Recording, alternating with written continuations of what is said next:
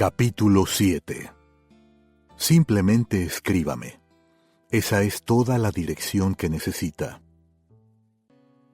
Escribe, porque estas palabras son fieles y verdaderas. Apocalipsis, capítulo 21, versículo 5. Quiero añadir unas pocas palabras en cuanto a mi llamamiento. Un evangelista es como un locutor de noticias por televisión o un periodista que escribe para un periódico, excepto que la misión del evangelista es dar a conocer las buenas noticias que nunca cambian. Billy Graham. Mi padre tenía una colección interesante e histórica de cartas de presidentes de Estados Unidos de América y otras figuras notorias que abarcaban casi 7 décadas. Las fuentes de los medios de comunicación han averiguado muchas veces en cuanto a esta correspondencia. Algún día se pondrá en exhibición en la biblioteca Billy Graham una colección de estas cartas. Algunas son de naturaleza personal. Otras tienen que ver con preocupaciones sociales o asuntos internacionales. Algunos presidentes le ofrecieron a mi padre nombramientos presidenciales, pero él siempre declinó. Su preocupación ardiente era el clima espiritual de un mundo turbulento. No había duda en su corazón que había sido llamado a predicar, y se propuso trabajar por el Señor y regar la semilla del Evangelio sembrada hondo en su alma, orando que nada lo disuadiera.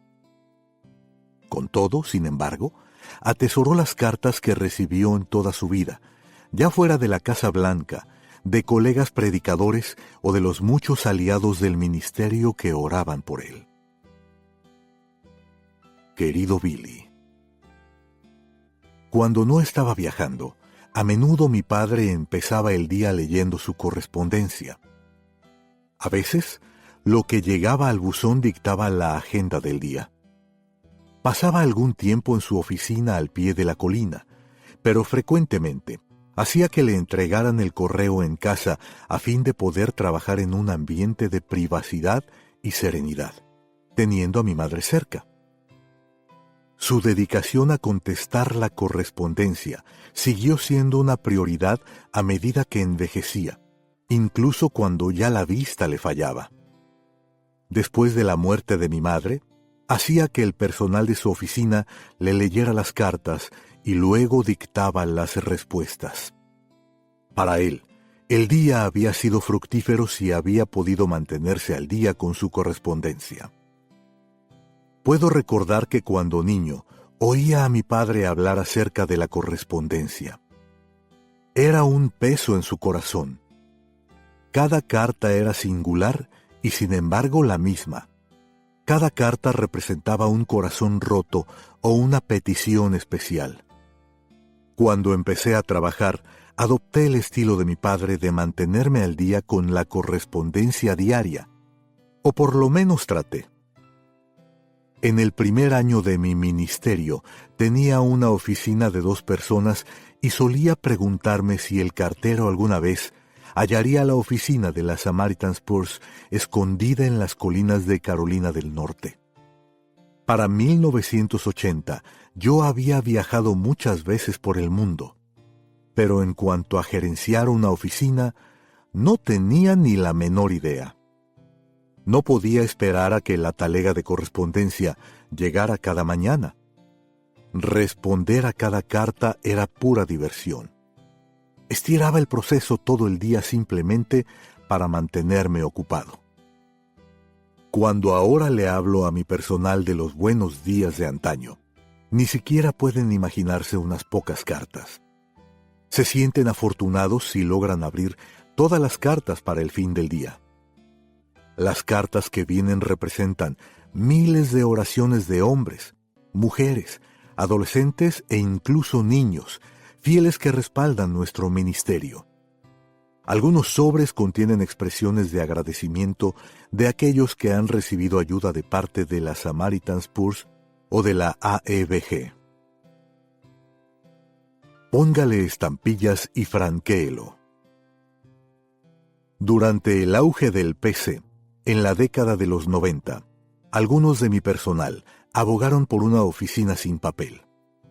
Podemos abandonar las máquinas de escribir, los archiveros de tarjetas y archivadores, dijeron, pensando que podían persuadirme para que declarara el fin de las viejas invenciones.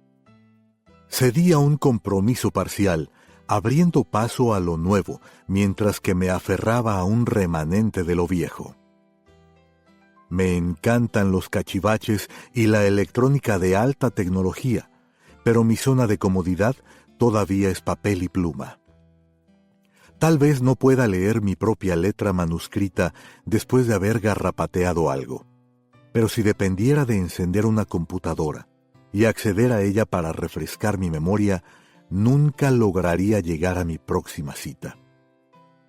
Con respecto a hacer el cambio y enviar correo electrónico en vez de escribir cartas, no lo he hecho totalmente. No creo que mi padre alguna vez haya enviado un correo electrónico o leído uno. Les digo a amigos y colegas que si necesitan enviarme algo, le pongan una estampilla en un sobre y lo franqueen. Estoy convencido de que hay que respaldar la oficina postal de Estados Unidos de América. No tengo objeción a que otros de mi oficina se comuniquen vía correo electrónico. Eso mantiene las cosas moviéndose a paso rápido, y esa parte me encanta. Me alegro, sin embargo, que esta tecnología no existiera cuando yo era joven. Nunca hubiera conocido la emoción de abrir cartas de mi padre con matasellos de correo de todas partes del mundo, o las sabias y divertidas notas de mi madre que recibí mientras estaba estudiando lejos. Las epístolas paternales. Mi madre era ávida escritora de cartas. Cuando una carta se abría paso a uno de sus hijos, su manera singular de llegar al grano era inequívoca. Muchas veces, mi padre reforzaba su instrucción con sus propias cartas. La semana después de la muerte de mi madre, me entregaron en mi oficina varias cajas. Cada caja estaba apropiadamente marcada con mi nombre y una lista de contenido. Años antes, cuando mi madre dejó de viajar por razones de salud, ella dijo: «Este es buen tiempo para organizar mi pasado». Trepaba por las estrechas escaleras al desván y pasaba horas clasificando. Mi madre definió el significado de rata empacadora. Y la buhardilla de Ruth estaba llena de evidencias. A menudo, nuestra familia se reía al respecto, sabiendo que con toda certeza las vigas del techo estaban sostenidas por las posesiones que mi madre atesoraba en su corazón. Para ella, cada artículo representaba un recuerdo especial. Separó las pertenencias de cada hijo, identificando con todo cuidado los artículos, la mayoría de los cuales no tenían mayor valor. Sin embargo, el hecho de que ella lo guardaba todo hablaba de su sentimiento, un rastreo tangible de sus pasos y de los nuestros. Una caja estaba marcada: cachivaches de Franklin, antiguos cascos del ejército, cajas de fósforos usados y papel para cigarrillos. ¿Por qué ella guardó esto? Jamás lo sabré. Monedas internacionales inservibles, incluso mi cobija de nene que el perro al parecer había hecho pedazos. ¿O fue una rata? Al examinar todas estas cosas, me pregunté por qué mi madre guardó todas esas trivialidades. Pero cuando abrí la caja marcada «Cartas», hallé algunas de las epístolas que se remontaban a 40 años atrás. Algunos de los papeles amarillentos y estrujados se desbarataron en mis manos. Las palabras trajeron al recuerdo incidentes largamente olvidados. Como cuando a los 14 años en la secundaria en Stony Brook, Nueva York, las lecciones fueron adoquines que me condujeron a donde estoy hoy.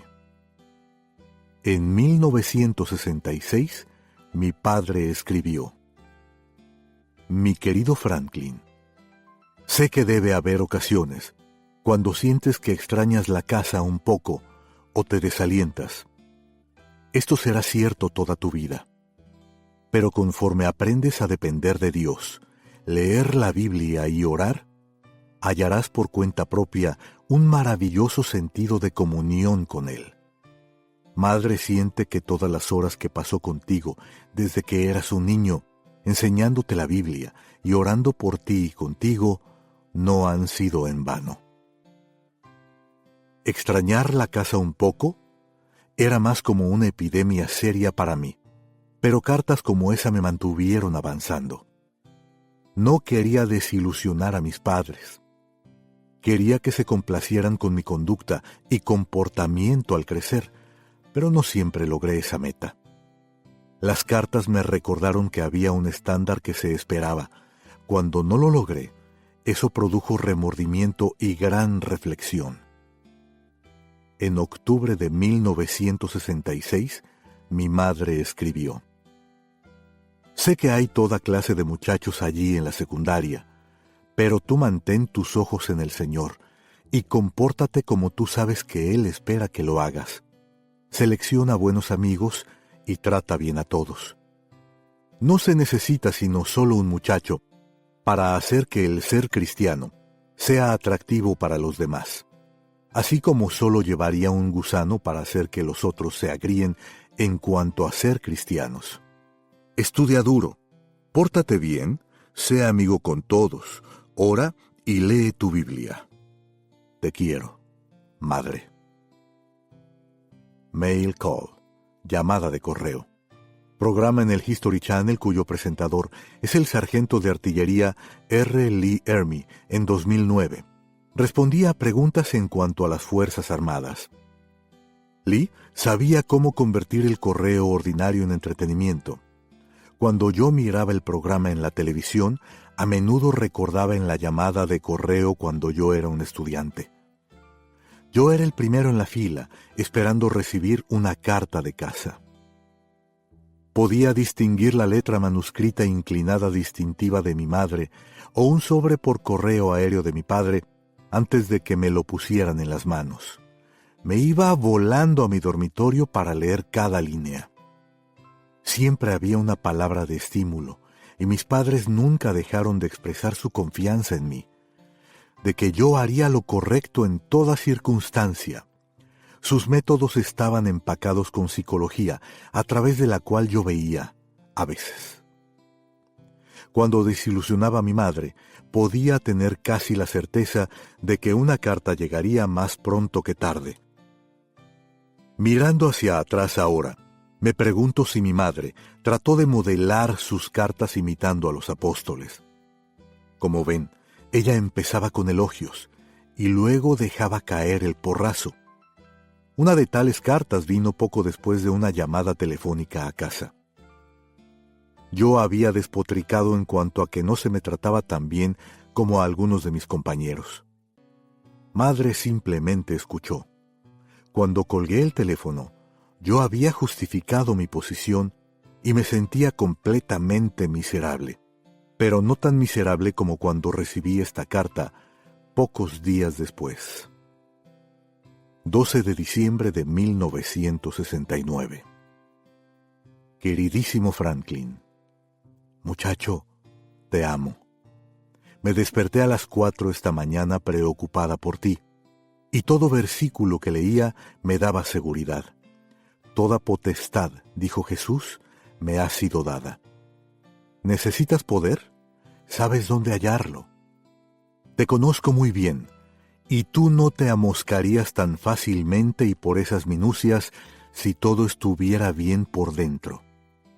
En realidad te amoscas por ti mismo y estás desquitándote en esos pequeños chisguetes. Tu me importa un bledo te delata. Exige un hombre grande ignorar irritaciones pequeñas. Como Proverbios dice, el sabio ignora el insulto. Sé grande lo suficiente como para reírte de las críticas y asumir plena responsabilidad por sus acciones. Nunca serás feliz sino hasta que seas hombre de Dios el 100%. Te amo, madre. ¿Acciones? pueden servirnos bien o hacernos tropezar. Siempre que recibía una reprimenda de mis padres, parecía que las palabras de las Escrituras las subrayaban. Este es un pequeño ejemplo de lo que nuestro Padre Celestial hace mediante su carta a nosotros. ¿Abrimos su carta y la leemos como si Él estuviera hablándonos directamente? Deberíamos hacerlo, porque lo está. Cartas de un predicador. Pablo escribió muchas cartas a la iglesia de Corinto, según lo instruyó su Padre Celestial. En su día, Corinto era una dinastía metropolitana ubicada en Grecia. Esta ciudad estaba inmersa en la inmoralidad, y los nuevos creyentes llevaron a la iglesia la conducta de pecado. Pablo se preocupó porque los creyentes parecían incapaces de romper con la cultura de la que habían salido. La iglesia de Corinto decía que amaba a Dios y le pertenecía, pero se negaba a separarse de la mundanalidad. ¿Parece esto familiar? Parece como la iglesia actual. La iglesia de Corinto flirteaba con sus caminos paganos anteriores. Pablo les había escrito en otras ocasiones diciendo: «Porque por la mucha tribulación y angustia del corazón os escribí con muchas lágrimas». Segunda de Corintios, capítulo 2, versículo 4. Su deseo era que la iglesia de Corinto se separara de toda asociación con los miembros que no se arrepentían de sus acciones y asociaciones mundanales, y que siguieran a Cristo. Les predicó que no podían seguir al mundo y seguir al Señor.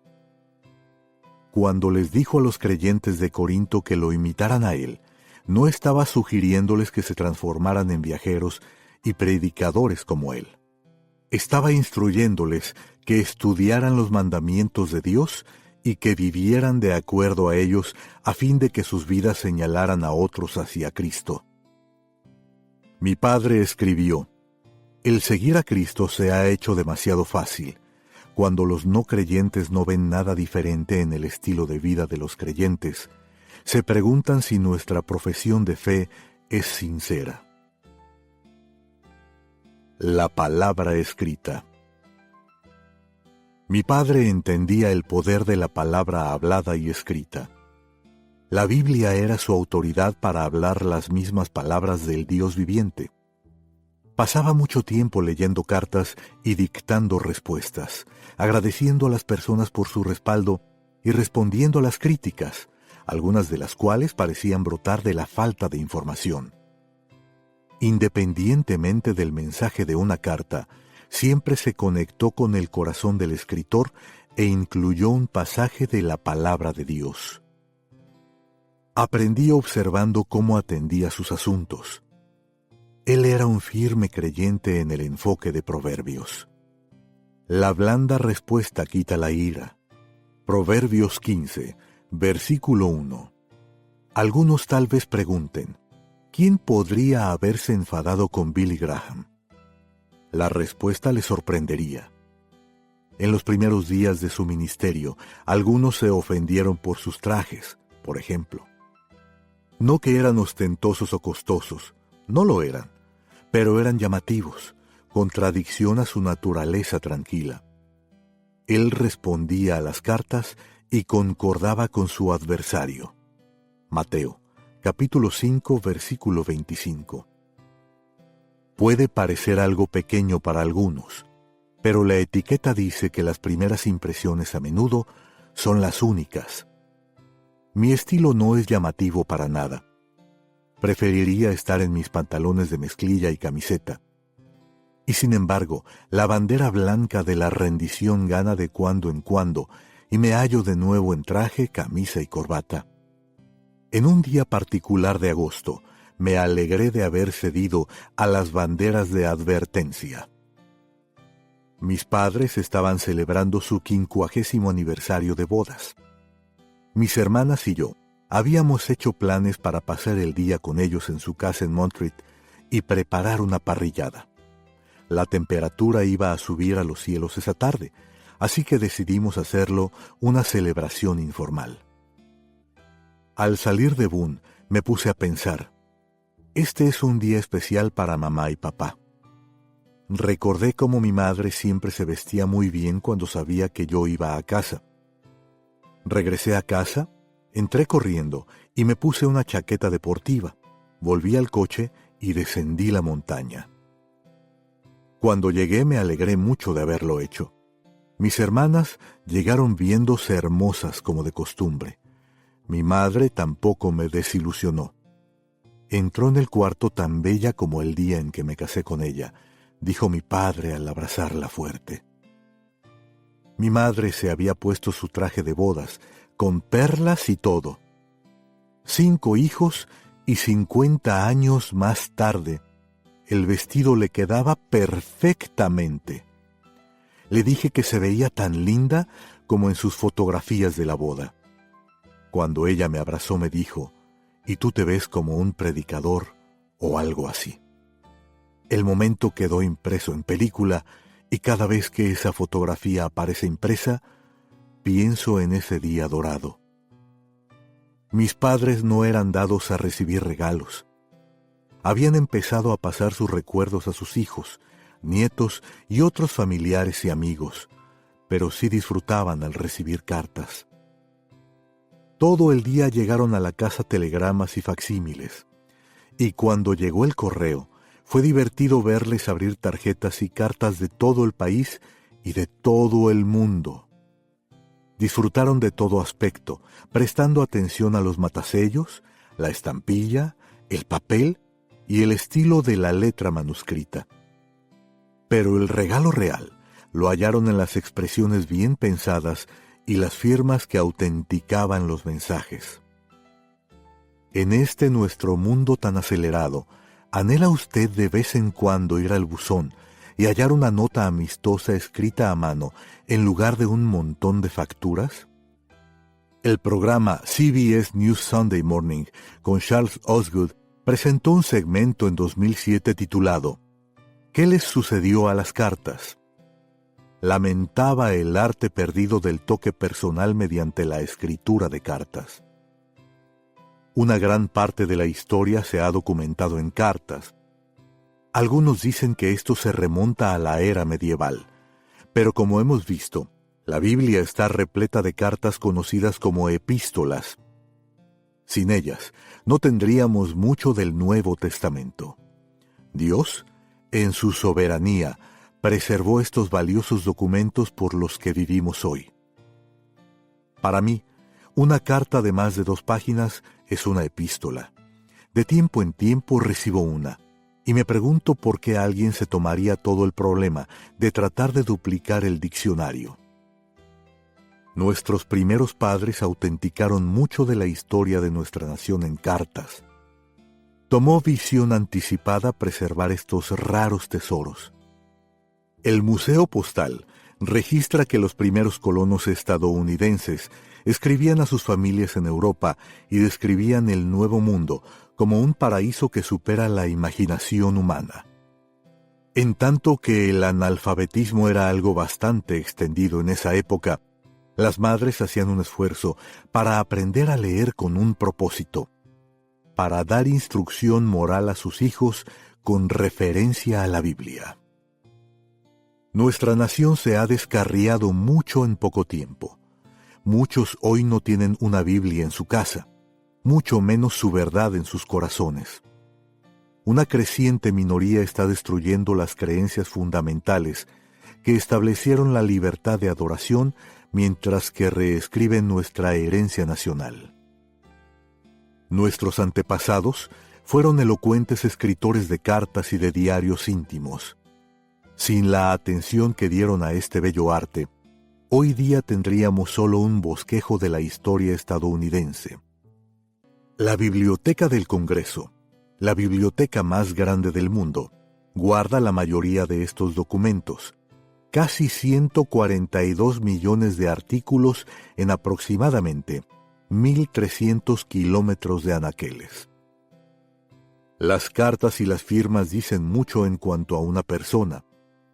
Estampar el nombre o la firma en algún documento le da una autenticidad personal.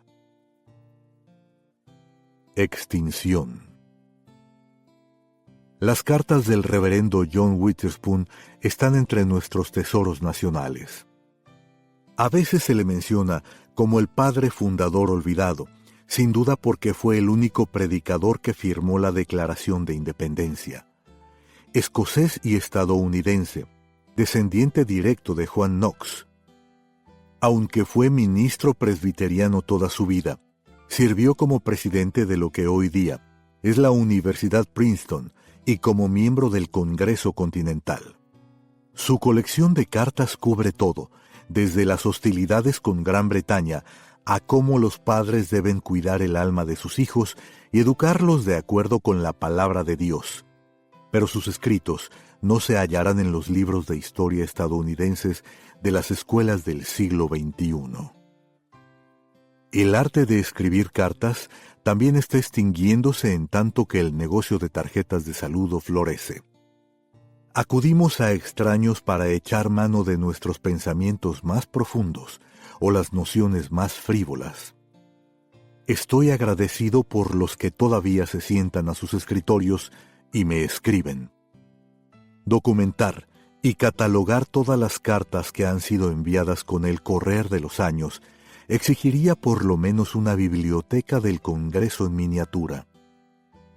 Cuando la AEBG fue incorporada en 1950, mi padre empezó a escribir cartas a los que habían respaldado sus reuniones o le habían enviado correspondencia.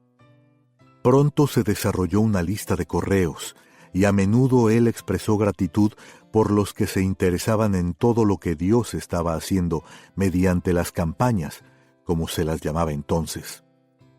Realizó muchos de los negocios del ministerio mediante comunicación escrita, a fin de que las instrucciones quedaran documentadas. Hace poco recibí una copia de una carta que mi padre le escribió a George Wilson, que trabajó con él cuando se formó la AEBG.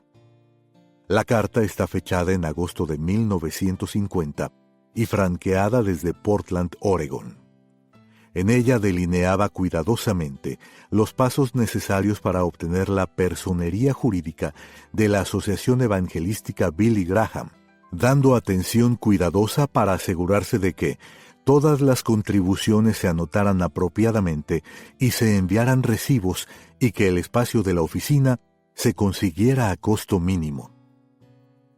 Fue muy bueno que mi padre tuviera la previsión de dar estos pasos prácticos, porque cuando él y su colega Cliff Barrows salieron al aire con la Hour of Decision, la respuesta por correo fue abrumadora. Debido al sólido cimiento que había sido colocado en su lugar, pudieron realizar los negocios del ministerio con la más alta integridad.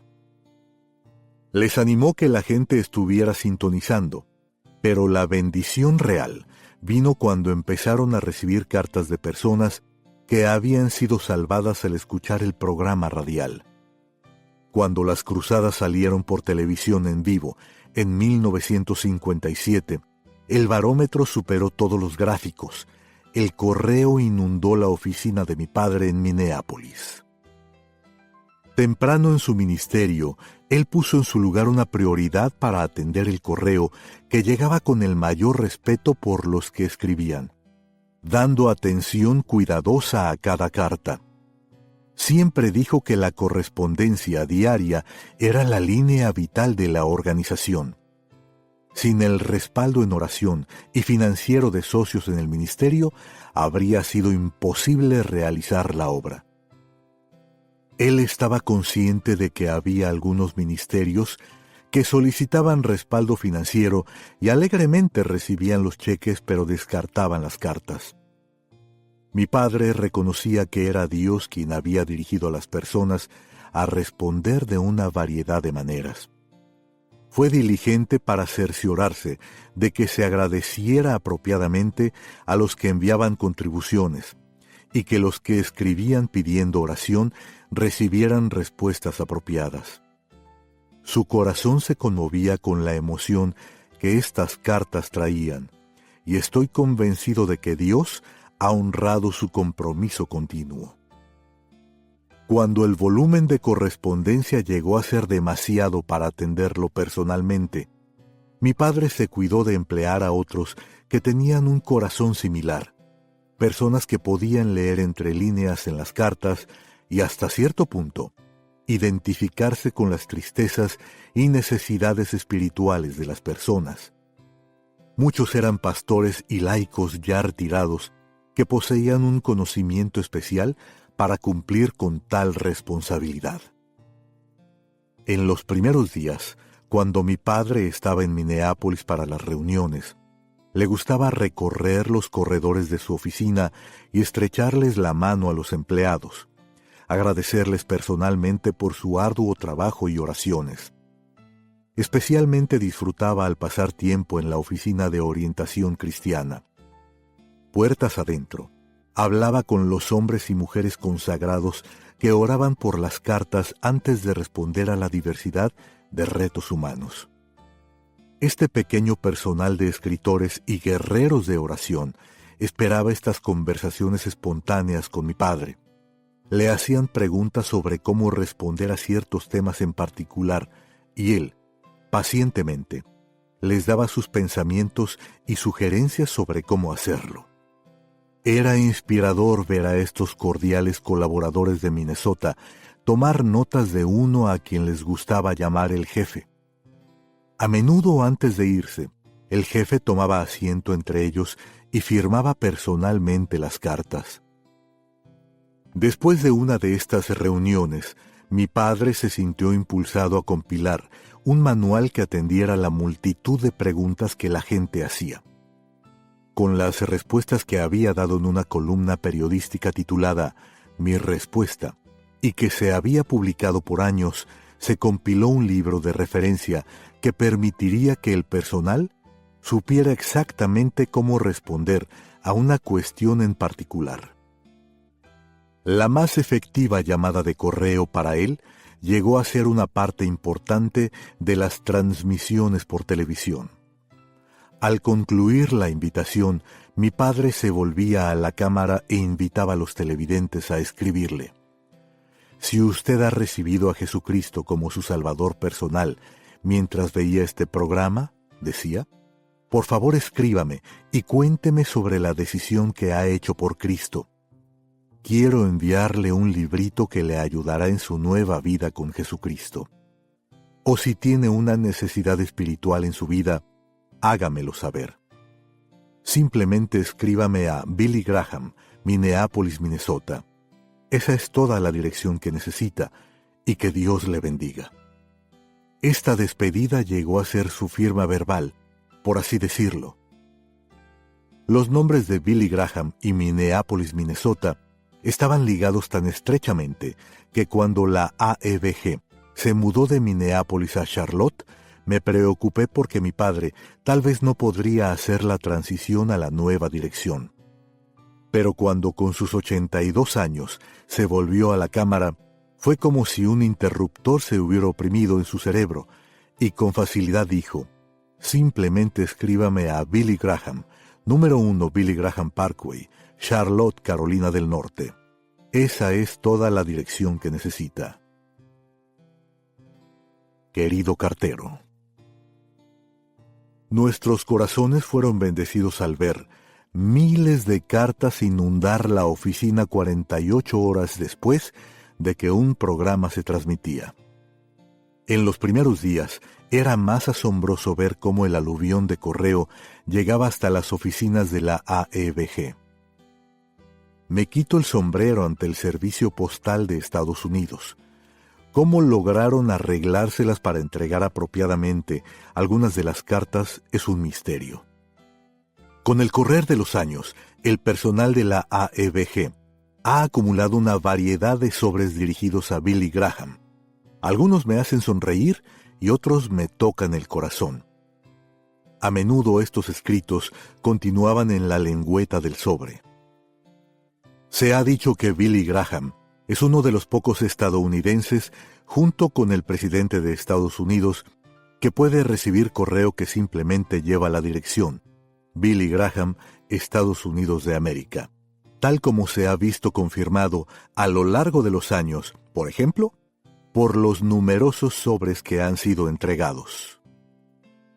Una carta, dirigida al reverendo Billy Graham, incluía esta nota en el sobre: Querido cartero, no sé la dirección del reverendo Graham, pero por favor trate de entregarle esta carta. Realmente es importante y gracias. Con amor, Linda. Me pregunto cuántas personas expresaron amor al servicio postal y mostraron fe en su trabajo.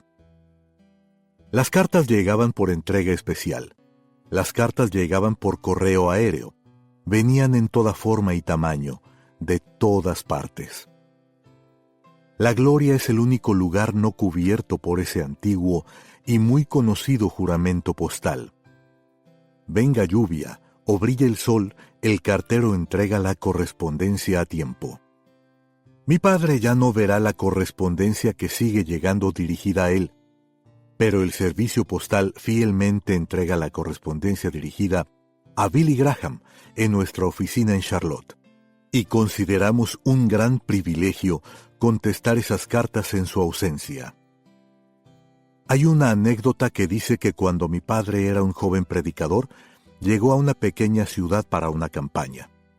Quería enviar una carta, así que le preguntó a un muchacho por la oficina de correos. El muchacho le dio la dirección y, a cambio, mi padre le invitó a la iglesia esa noche. Voy a decirle a la gente cómo ir al cielo, le dijo. El muchacho le miró y dijo: No creo que vaya a ir. Usted ni siquiera sabe cómo llegar a la oficina de correos. Nosotros tal vez no podemos hallar con facilidad una oficina postal, pero de alguna manera ella nos encuentra. El Servicio Postal de Estados Unidos procesa y entrega miles de millones de cartas todos los días a más de 156 millones de viviendas y negocios. Apelación de corazón.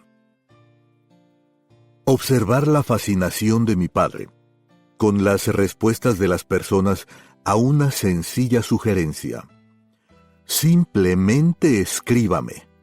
Me dio confianza en mi propio ministerio. El darme cuenta de que el público respondía a una invitación a escribirle a mi padre me dijo que ese público se interesaba en su trabajo. También hablaba del deseo de las personas de que se les oyera, atendiera y entendiera. Con el paso del tiempo, las personas que habían sido salvadas mediante el ministerio de mi padre empezaron a escribir y a preguntar cómo podían ayudar a respaldar financieramente las cruzadas por televisión.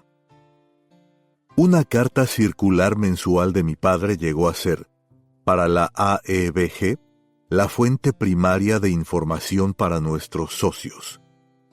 Fue la única manera de comunicar a decenas de miles de personas a la vez lo que el Señor estaba haciendo por todo el mundo. Y la respuesta fue abrumadora. Él escribía esas cartas desde su corazón, hablando de las invitaciones recibidas para realizar cruzadas a nivel de ciudad, en donde se podía proclamar el Evangelio. Pedía a las personas que se unieran a él en oración para que Dios le guiara a tomar las decisiones apropiadas en cuanto a dónde debería realizar la próxima reunión evangelizadora. Al articular la necesidad de oración, las personas se respondían con anhelo, queriendo ser parte de lo que Dios estaba haciendo por la causa del Evangelio. Mi padre no se sentía cómodo pidiendo agresivamente dinero. Sentía que era importante hablar de la necesidad y dejar que Dios dirigiera las ofrendas.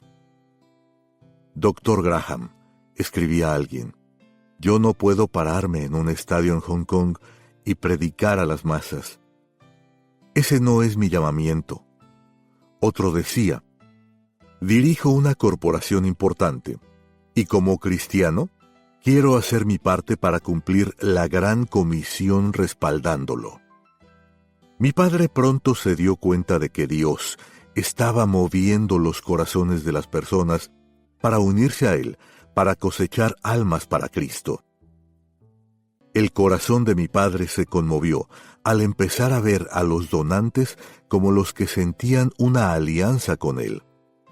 Sus cartas concluían: si usted siente que Dios está tocando su corazón para ayudarnos a ministrar de esta manera, el Señor bendecirá su ofrenda sacrificial para la obra.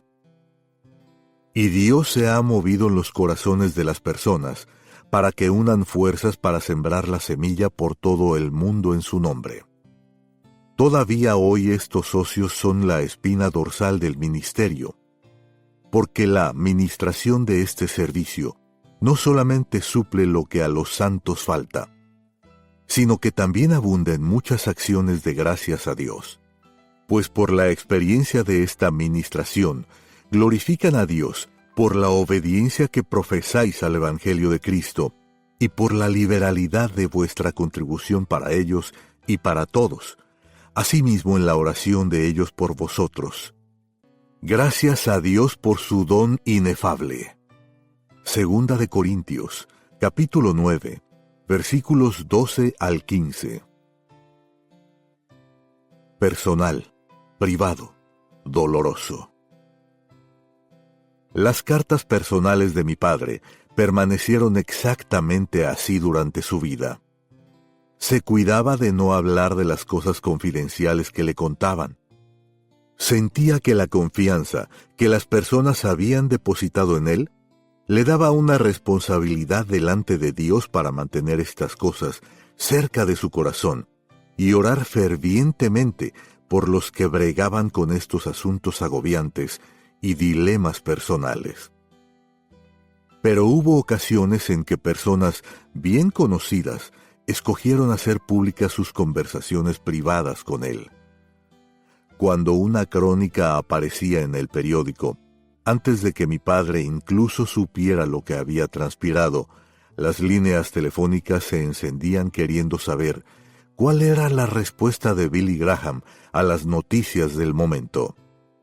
Una chispa de sorpresa a veces se convertía en una llama que aturdía.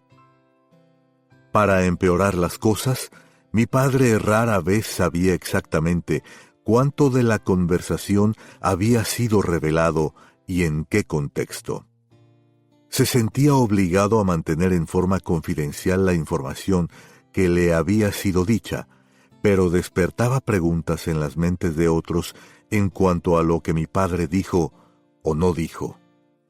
Hubo también ocasiones en que la gente recordó las palabras de mi padre: simplemente escríbame. Y lo hicieron. Chubasco de verano. Uno de tales incidentes fue con la fallecida ex primera dama Nancy Reagan, después de que el presidente Reagan murió. La relación especial de los Reagan ya había quedado en la historia como uno de los grandes romances en tiempos modernos. Su amor indeclinable de uno por otro fue motivo de crónicas y admiración. Decir que Nancy Reagan echaba de menos al hombre que había sido el centro de su todo era quedarse corto. Poco después de que el expresidente falleció, la señora Reagan telefoneó a mi padre. Muchos años antes le habían pedido que predicara en el servicio fúnebre, pero debido a la salud debilitada al momento, físicamente no podía viajar. Considerable tiempo después del funeral de Estado y sepultura en la biblioteca Ronald Reagan en junio del 2004, mi padre estaba en mejor salud y fue a visitar a la señora Reagan en su casa en Santa Mónica. Ella le contó sus pensamientos y lo vacía que era su vida sin Ronnie. Mi padre le leyó algunos pasajes bíblicos y oró con ella para que Dios le diera consuelo en su pérdida. En el 2007, la cadena ABC transmitió una edición especial de 2020 con Charles Gibson titulada Pastor to Power, Billy Graham and the Presidents. Pastor a Poder, Billy Graham y los Presidentes.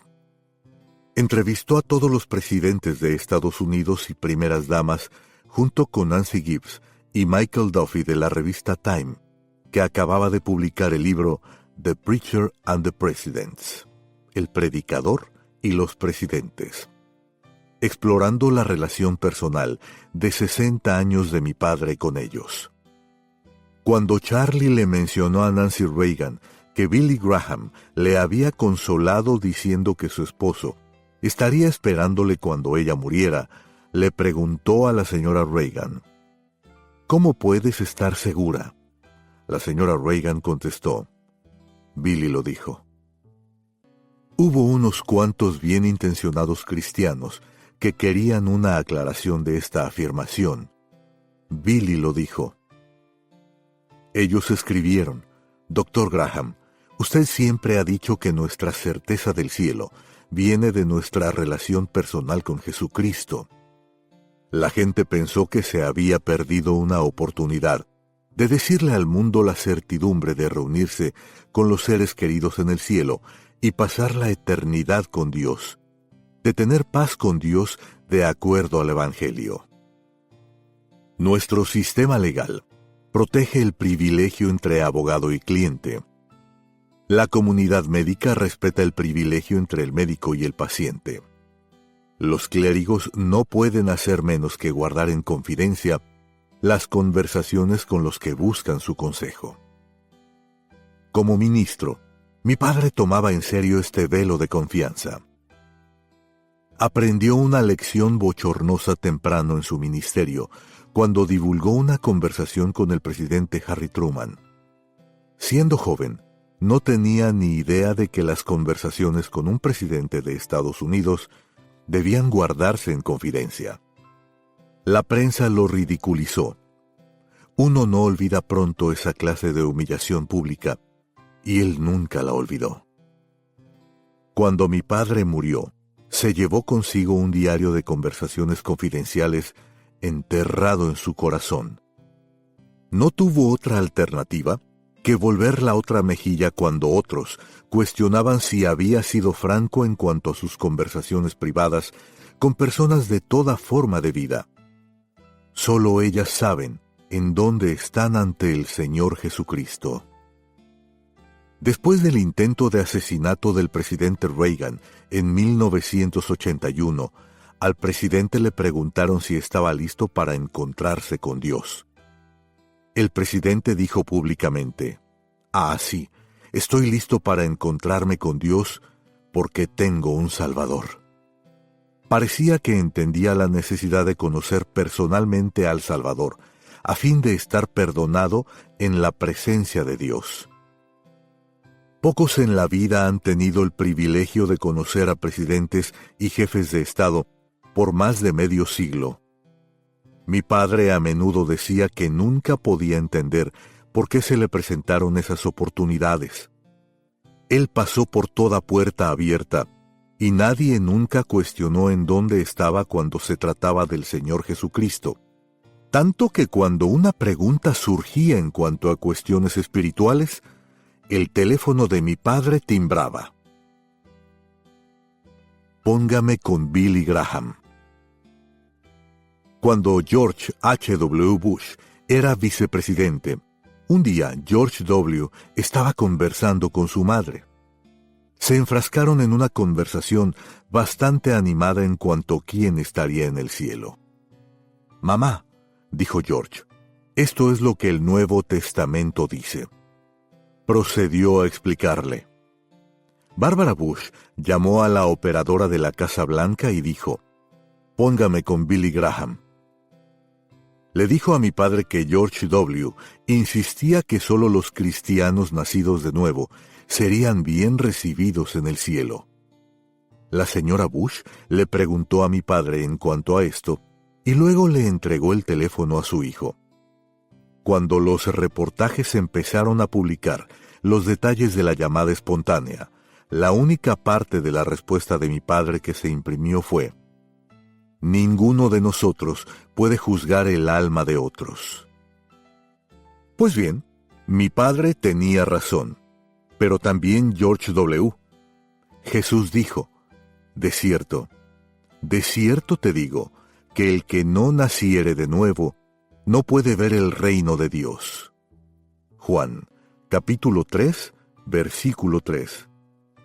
Respeto a George W. Bush por su testimonio de la obra de Cristo en su corazón que creyó, y sospecho que en esa ocasión él estaba poniendo en práctica su nueva fe. Pero de nuevo las cartas de desaliento se abrieron paso a la correspondencia. Unos pocos pensaron que mi padre posiblemente había sobrepasado el asunto a fin de guardar la corrección política. El resto de la respuesta de mi padre decía: concuerdo con lo que George dice en cuanto a la interpretación del Nuevo Testamento. La posición de mi padre jamás cambió en este asunto. Toda su vida dijo: hay solo una respuesta que le da a una persona el privilegio, el gozo de entrar en el cielo, y es esta: debido a que creo en Jesucristo y le recibí como mi Salvador. Cuando se trata del Evangelio del Señor Jesucristo, las respuestas rápidas y fragmentos breves pueden ser devastadores, especialmente cuando los reporteros dicen solo la mitad de la historia. Dejar preguntas sin respuesta puede llevar a algunos por el camino errado. Mi padre siempre se preocupó por esto, y a menudo decía: constantemente me preocupa que la prensa cite algo que he dicho, o tal vez decir algo errado, o que lo que yo digo se malinterprete y eso dé reproche al nombre de Cristo. Cuando se trata de la decisión más importante que un individuo jamás tomará, debemos ejercer gran cuidado para nunca precipitarnos por la oportunidad de mostrarle a alguien lo que Dios dice en las Escrituras. Tampoco debemos cuestionar injustamente la respuesta de otro cuando se guarda lo confidencial. Allí es donde la palabra de una persona es subrayada por su carácter e integridad. Mi padre nunca titubeó en lo que Jesús dijo: yo soy el camino y la verdad y la vida. Nadie viene al Padre sino por mí. Juan, capítulo 14, versículo 6. Al envejecer, mi padre se volvió cauteloso para no lastimar el espíritu de alguien que buscaba la verdad de la palabra de Dios. Con gentileza persuadía al corazón no creyente para que considerara las afirmaciones de Cristo. Los embajadores de Cristo no deben diluir lo que la Biblia dice, sin que importe qué respuesta prefiere el oyente. El Evangelio no cambia con la personalidad o las circunstancias. ¿Ofenderá la verdad? Sí, si el ofendido no está dispuesto a arrepentirse y humillarse en la presencia de Dios. Mi padre nunca comprendió por qué Dios lo había puesto en la senda del poder, pero como su hijo que le conocía bien, creo que fue porque él nunca dejó de poner a Cristo en el lugar predominante. Él debe crecer. Aunque mi padre era un hombre muy privado, vivió una vida muy pública. Disfrutó de momentos tranquilos, pero lo energizaba el reunirse con personas de varios trasfondos. En ocasiones lo invitaron a cenar con los ricos y famosos, y lo hizo sin hacer acomodos a su fe. Cuando lo invitaban a reuniones sociales, todos los presentes sabían a quién representaba, lo que se evidenciaba por las preguntas que le hacían.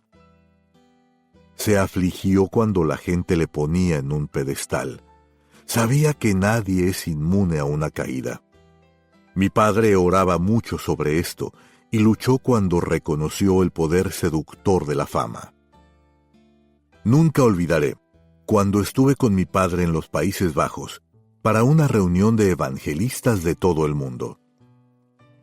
Él había reunido una conferencia de predicadores itinerantes, predominantemente de países en vías de desarrollo. La asamblea de delegados era tan colorida como la procesión de banderas internacionales en el gran salón. El Centro Rai en Ámsterdam retumbaba con la charla. Me hizo preguntarme si el sonido era como los días de Babel, cuando Dios confundió las lenguas de los hombres. Pero cuando Cliff Barrows dirigió a la congregación en «¿Cuán grande es Él?», con cada uno cantando en su propio idioma, no había duda del mensaje que alababa al Señor. Las voces se elevaban en perfecto unísono. Después de un canto de George Beverly Shea, mi padre pasó al púlpito a una bienvenida entusiasta. 10,000 representantes de 174 naciones se pusieron de pie. El aplauso era ensordecedor. Gritos brotaron de todas partes del domo. El relampagueo de las cámaras era enceguecedor. Mi padre pasó al micrófono. Por favor, tomen asiento. Gracias por su calurosa bienvenida. Por favor. Pero su voz no pudo superar la bienvenida entusiasta. Él persistió sin lograrlo. Mi padre se alejó de la plataforma e inclinó la cabeza. Parecía imposible tranquilizar a la multitud. Entonces se acercó al micrófono y habló con repetitiva gentileza. Es necesario que él crezca, pero que yo mengüe. Juan, capítulo 3, versículo 30. Cuando la multitud vio que mi padre hablaba por el micrófono pero no le podían oír, el silencio empezó a producirse. Sección tras sección, la calma corrió por el domo. La cara de mi padre estaba solemne e inolvidable. Estos evangelistas nunca habían oído a mi padre predicar. Eso le llegó al alma. En tanto que se sentía humilde por el honor que se le daba, se angustió. Cuando todo quedó tranquilo, hizo lo que tenía en su corazón. Predicó la palabra de Dios y señaló a los corazones hacia arriba. Cuando Dios escribió. Roy Gustafson predicó una vez un fascinante sermón titulado Cuando Dios escribió, en el que señaló que Dios escribió mucho desde el cielo. El salmista dijo, Cuando veo la obra de tus dedos. Salmos 8, capítulo 3. Dios llamó a Moisés a la cumbre del monte Sinaí y le dio al profeta su ley, los 10 mandamientos, y dio a Moisés 2 tablas del testimonio, tablas de piedra escritas con el dedo de Dios. Éxodo, capítulo 31, versículo 18. Dios interrumpió la borrachera del rey Belsasar con un mensaje de advertencia escrito a mano. En aquella misma hora aparecieron los dedos de una mano de hombre, que escribía delante del candelero sobre lo encalado de la pared del palacio real. Y el rey veía la mano que escribía. Entonces el rey palideció. Daniel, capítulo 5, versículos 5 al 6. Apuesto a que palideció. Jesús escribió en tierra mientras los fariseos acusaban de adulterio a una mujer, insistiendo en que Jesús también la condenara. Pero Jesús, inclinado hacia el suelo, escribía en tierra con el dedo. Y como insistieran en preguntarle, se enderezó y les dijo, El que de vosotros esté sin pecado, sea el primero en arrojar la piedra contra ella. Juan, capítulo 8, versículos 6 y 7. Las Escrituras no revelan lo que Jesús escribió, pero pienso que escribió en cuanto al perdón. Por todas las Escrituras hallamos que se repite un ciclo. El patrón de Dios para la vida recta. La advertencia de Dios cuando fallamos. El perdón de Dios con la orden. Vete y no peques más. Jesús vino para sacarnos de la inmundicia del pecado y ofrecer perdón como lo ofreció a la mujer acusada. Cuando el hombre brega correctamente con el pecado delante de Dios, El perdón de Dios limpia nuestro pecado y nos hace nuevas criaturas. El mundo actual quiere respuestas. Tal vez no le gusten, pero quiere la posibilidad de considerar su propio destino. Nuestra responsabilidad es declarar a un mundo moribundo que Jesús salva. Las personas deben oír todo el consejo de Dios, presentado sin avergonzarse y sin editarlo. La carta del amor de Dios. Mi padre escribió mucho toda su vida. Publicó más de 33 libros, de los cuales los últimos 2 fueron lanzados cuando tenía 96 años. Escribió columnas de periódicos, artículos, cartas y sermones, todo basado en la carta de Dios para la humanidad. Estas palabras las escribió años antes de morir. Dios desea hablar con nosotros a través de su palabra. Es más, esta es su carta de amor para nosotros. La Biblia nos dice no solo que nos ama, sino también nos muestra lo que ha hecho para demostrar su amor. Nos dice cómo debemos vivir, porque Dios sabe lo que es mejor para nosotros. Nunca se olvide de que la Biblia es la palabra de Dios dada a nosotros para que podamos conocerle y seguirle. Debido a su alto perfil, el ministerio de mi padre ha quedado documentado en más de 7 décadas por la pluma de otros. Mi padre nunca se consideró a sí mismo como autor, columnista o escritor. Él era para siempre el predicador porque sea lo que sea, a que aplicara su mano, habló y escribió proclamando el mensaje del Rey. Una vez dijo: los creyentes en Jesucristo un día serán autografiados por el autor. Estoy convencido de que habrá almas que continuarán siendo salvadas mediante los escritos de mi padre, porque todos señalan al Salvador del mundo.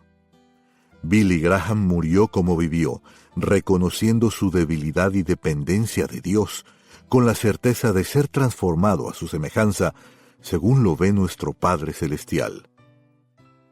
Los seguidores de Cristo son testimonios en zapatos. Somos testimonios en habla, pensamiento y acción. ¿Reflejan estos testimonios a Cristo?